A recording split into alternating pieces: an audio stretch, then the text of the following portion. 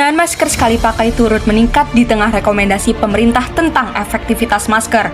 Peningkatan penggunaan masker sekali pakai ini tentu saja membuat limbah masker turut meningkat.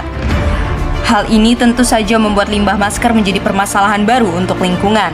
Tak jarang bahwa limbah masker ini kita temukan di tempat umum ataupun di tumpukan sampah yang mana seharusnya dipisah bersama dengan limbah medis lainnya. Hal ini tentu saja bertolak belakang dengan keputusan Menteri Kesehatan Republik Indonesia nomor HK.01-07-Menkes-537-2020 tentang pengelolaan limbah medis. Masker memang melindungi manusia dari ancaman virus, tetapi menjadi ancaman bagi lingkungan jika limbahnya tak diolah dengan tepat. Dan pada video ini, kami dari kelompok Gelirang akan memberikan opini tentang sampah medis, khususnya sampah masker sekali pakai, yang masih jarang orang perhatikan dan dapat merusak lingkungan, karena kurangnya kesadaran masyarakat akan bahayanya sampah medis ini. Dan inilah saatnya, yang muda, yang bergerak. Kami ingin mengajak seluruh Mahesa untuk selalu mencintai lingkungan dan merawatnya, karena lingkungan yang bersih dan baik akan memberikan hal yang baik juga nantinya untuk kita semua. This is the time for much change better.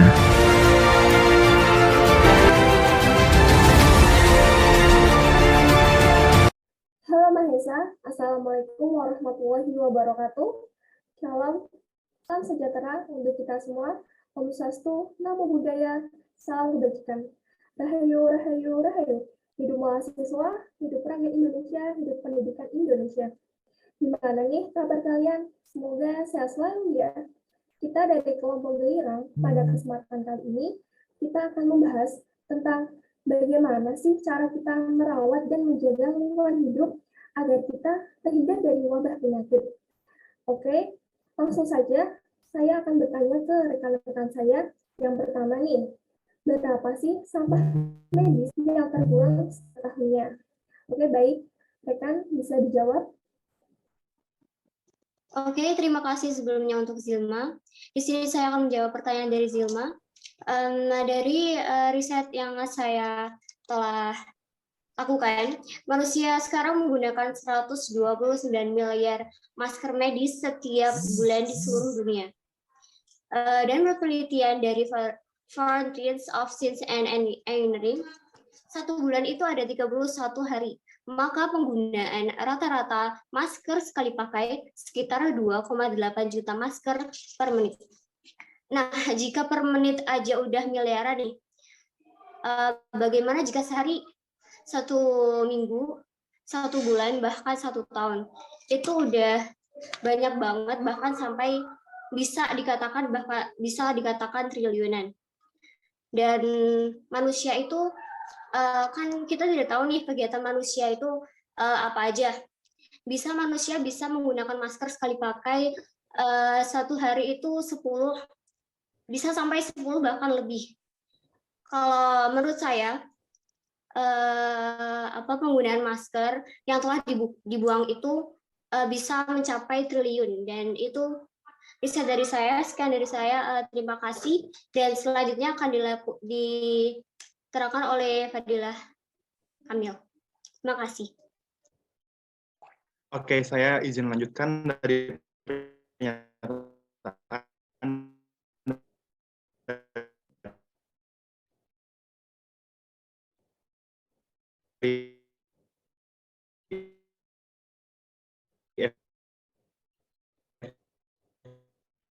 kita Wulan Nurrohman. WHO kira 40 juta alat tes yang berpotensi menjadi 2.600 ton yang sampah yang sebagian besarnya adalah plastik dan limbah kimia. Selain itu, laporan WHO juga memperkirakan sekitar 8 miliar dosis vaksin yang didistribusikan secara global telah menyumbang 144.000 ton sampah dalam bentuk vial kaca, alat, dan jarum suntik, serta box pengaman. Hal ini menjadi suatu hal yang menakutkan karena sampah medis yang sebanyak itu semenjak dimulainya pandemi COVID-19. Oke, sekian dari saya, dilanjutkan oleh rekan saya yang lainnya. Oke, baik. Terima kasih untuk Evita dengan Fadil atas opini yang kalian berikan. Nah, lanjut ke pertanyaan kedua, yaitu sudah benarkah kita membuang sampah medis ini? Oke, baik, rekan bisa dijawab. Oke, terima kasih Zilma atas waktunya. Nah, menurutku kebanyakan dari masyarakat itu membuang sampah masih sembarangan ya. Nah, kadang juga membuang sampahnya itu di tempat sampah dan tidak dilakukan dengan cara yang benar. Nah, menurutku itu salah banget loh. Cara yang benar itu berdasarkan pedoman dari Kementerian Kesehatan, langkah-langkah pengelolaan masker bebas dari masker adalah satu, mengumpulkan masker bebas sekali pakai. Yang kedua itu melakukan disinfeksi terhadap masker bekas tersebut. Disinfeksi merendam masker dalam larutan disinfektan, klorin, atau pemutih. Yang ketiga, merubah bentuk masker setelah dilakukan disinfeksi. Masker harus digunting atau dirusak agar tidak dimanfaatkan kembali. Itu aja sih menurutku. Nah, boleh dilanjutkan dengan rekan saya yaitu terima kasih. Baik, saya akan melanjutkan opini yang telah saya buat. Yang keempat yaitu buang ke tempat sampah domestik setelah dibungkus plastik yang rapat sesuai dengan edaran Menteri Lingkungan Hidup dan Kehutanan. Apabila pemerintah telah menyediakan tempat sampah atau drop box khusus masker di ruang publik, masyarakat bisa membuang masker sekali pakai tersebut ke tempat sampah yang khusus masker. Yang kelima, mencuci tangan dengan sabun dan air mengalir setelah melakukan pengelolaan masker.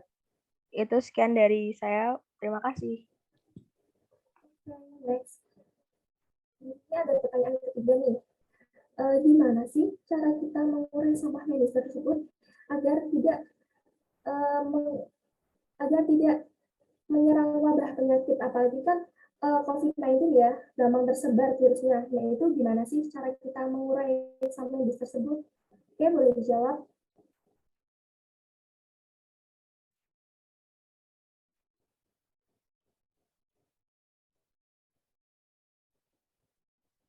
Maaf, pertanyaan ini dijawab sama Sulis dengan Dialfani.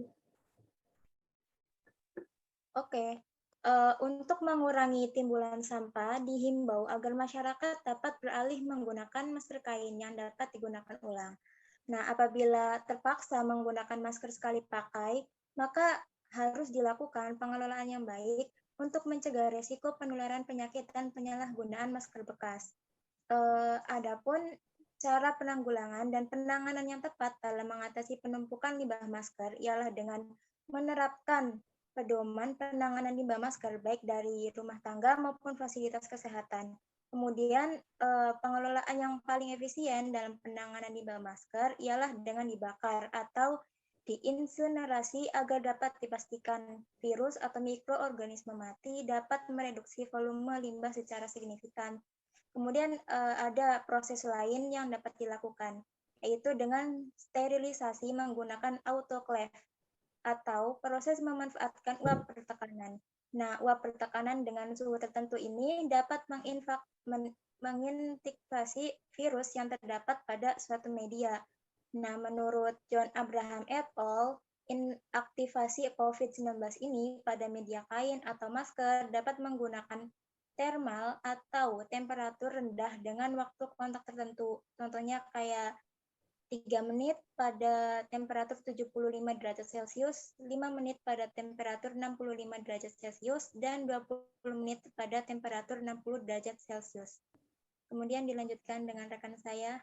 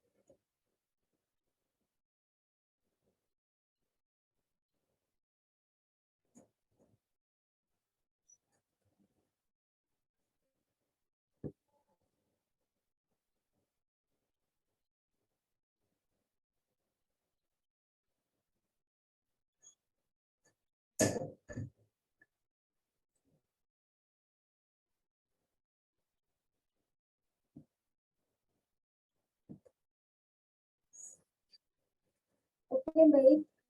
Pertanyaan yang keempat nih, apa dampak dari sampah medis ini jika tertimbun banyak dan tidak ditangani dengan cepat?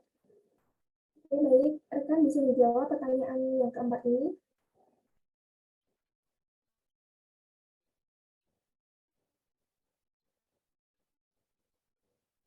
Izin menjawab.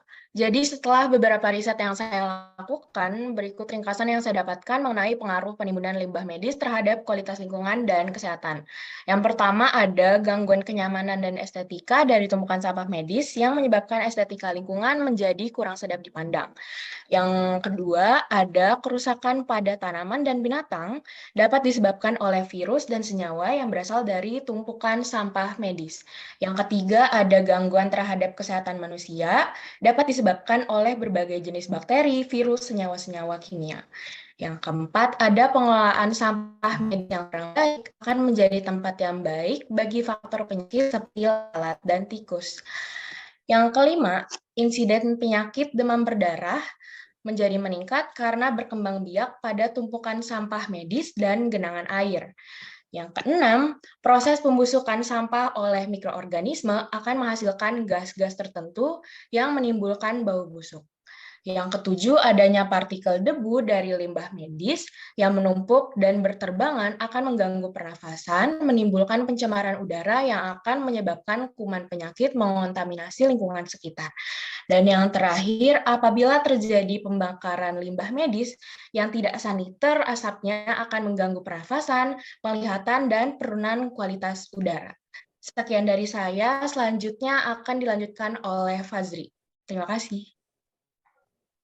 Ya, izin menjawab. Dari hasil riset yang saya dapatkan, dampaknya antara lain akan membuat lingkungan tempat tinggal kita, lingkungan hutan, perairan, akan menimbulkan pencemaran. Tanah yang biasanya ditanami padi atau sayuran bisa gagal panen akibat tanah dan air yang tercemar limbah medis terlebih dahulu. Hal tersebut menjadi hal yang sangat serius dan menjadi tanggung jawab kita bersama. Masker yang dibuang sembarangan tentu dapat menyebabkan penyebaran dan penularan virus. Selain itu, dampak dari sampah masker sekali pakai sangat berpengaruh bagi hewan, tumbuhan, juga kelangsungan ekosistem. Akibatnya adalah kita sendiri sebagai manusia yang terdampak dari ulah manusia lain yang suka membuang sampah medis sembarangan. Jika kita sadari hal itu juga akan membuat kelangsungan kehidupan anak cucu kita mendatang yang bisa dirugikan. Itu saja, terima kasih. Oke, baik. Terima kasih atas opininya. Ada pertanyaan yang terakhir.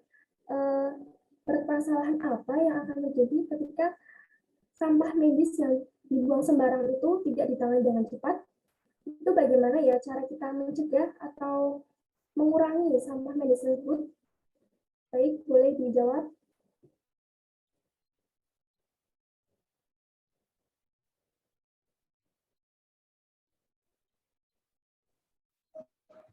Baik, izin menjawab. Salah satu dari limbah medis adalah limbah masker. Tumpukan limbah masker terbukti berbahaya dan dapat mematikan bagi satwa liar di alam bebas jika tidak segera ditemukan jalan keluarnya. Ketika masker wajah sekali pakai dibuang begitu saja, barang tersebut dapat merusak lingkungan dan hewan yang juga hidup di muka bumi. Demikian yang diungkap oleh Asli Fruno dari kelompok hak asasi hewan. Ada sejumlah peristiwa yang menunjukkan masker ini tuh menimbulkan masalah bagi hewan. Sebagai contoh, di Malaysia terjadi peristiwa seekor monyet kecil terlihat sedang mengunyah tali masker sekali pakai yang terbuang di jalanan begitu saja. Hal tersebut dapat berdampak tersedaknya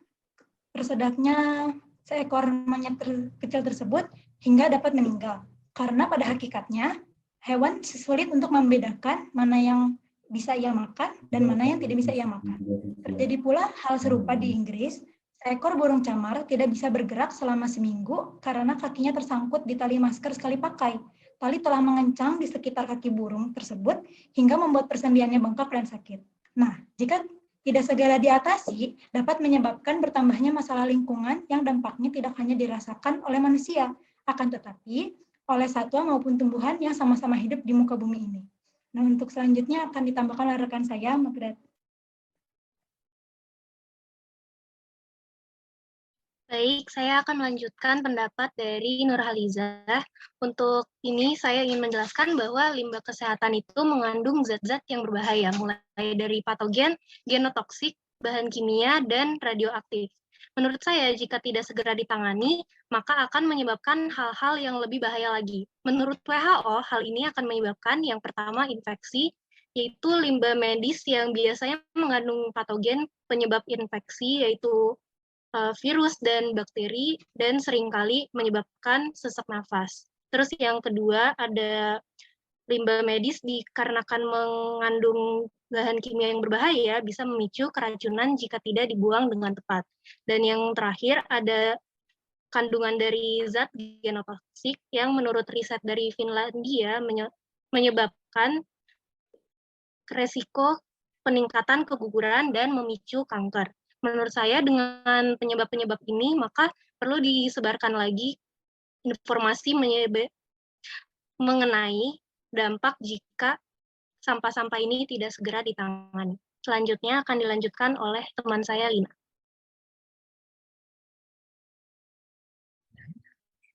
Oke, saya akan melanjutkan dari Margaret. Masker yang telah digunakan oleh kita bisa menjadi media penularan virus dan agen penyebab penyakit, dan tentu hal ini menjadi sangat berbahaya. Namun penggunaan masker di lingkungan masyarakat tidak dikategorikan sebagai limbah medis yang diperlakukan seperti limbah medis di fasilitas pelayanan kesehatan atau bisa disebut sebagai Fasiankes. Hal ini karena masker tersebut tidak digunakan dalam pelayanan Fasiankes. Limbah masker seperti ini masuk ke dalam kategori limbah domestik, sehingga perlakuan pengelolaan sama dengan pengelolaan limbah domestik sesuai dengan Undang-Undang Nomor 18 Tahun 2008 tentang pengelolaan sampah. Limbah masker yang tidak ditangani dengan baik dapat terbawa ke sungai dan laut serta dapat menyebabkan pencemaran air. Selain itu, limbah masker bekas pakai juga dapat menjerat hewan, bahkan menyebabkan kematian bagi mereka. Ada kasus hewan mengira bahwa masker bekas pakai sebagai makanannya. Masker yang masuk ke perut akan memenuhi perut mereka, mengurangi asupan makanan, menyebabkan hewan kelaparan, dan akhirnya akan mati. Gitu, Zilma. Baik, rekan-rekan atas. Oke teman-teman semuanya, dari data tersebut kita dapat simpulkan, masih banyak sekali orang-orang yang masih belum sadar akan bahayanya sampah medis, khususnya sampah bekas masker ini, yang masih menumpuk bukan hanya di Indonesia, namun di seluruh dunia juga. Ternyata masih banyak juga orang-orang yang masih salah cara penanganan dan juga ketika membuang sampah medis tersebut.